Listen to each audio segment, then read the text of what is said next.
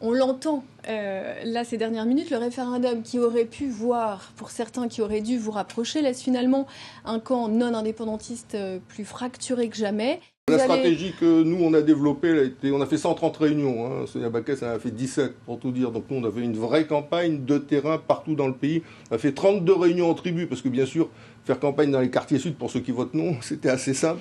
Nous on est allé chercher ceux qui votent oui ailleurs pour essayer de les convaincre, et si on n'essaye pas de les convaincre, on n'y arrivera pas. Donc nous on n'a pas de brevet de loyalisme à recevoir de quiconque, on sait qui on est pour une Nouvelle-Calédonie qui s'émancipe au sein de la République, mais une Nouvelle-Calédonie qui respecte ceux qui ne partagent pas l'opinion de vouloir rester au sein de la République. Voilà notre ligne depuis l'origine, on n'a pas l'intention d'en changer. Nous, on n'est pas pour une société qui purge l'indépendance, à la Pierre Frogier ou à la Thierry Santa. On considère que purger les idées, ça n'a rien à faire dans la République. Dans une République, les idées, on doit les respecter dès lors qu'elles ne troublent pas l'ordre public.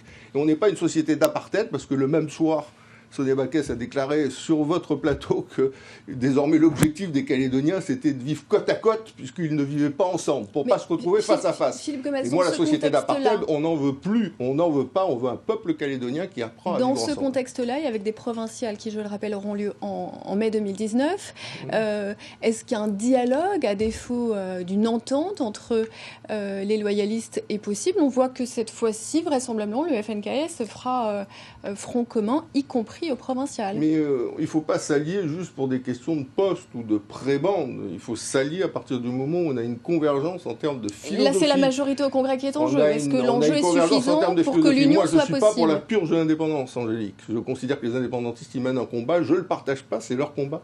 Il a vocation à être respecté. J'ai vocation à les convaincre. En dialoguant avec eux que leur combat n'est pas le même. Je ne suis pas d'accord avec la société de l'apartheid, la société du côte à côte. On l'a déjà vécu. Vous savez, il y avait des indigènes qui n'avaient pas le droit de vote. Moi, je suis pour une société du vivre ensemble. C'est la promesse que se sont faites Jacques Lafleur et Jean-Marie Tjibaou il y a 30 ans. Ils se sont fait cette promesse du vivre ensemble, du destin commun, après UVA, c'est-à-dire après le sang, après les morts. Ils ont scellé cette promesse du sang de nos vieux, du sang de nos anciens. Donc aujourd'hui, l'idée, c'est d'être au rendez-vous de l'histoire et pas d'être pour la purge de l'indépendance ou la société de l'apartheid. Donc nous, on est ailleurs Calédonie ensemble, au sein de la République, mais dans le respect des convictions des indépendantistes.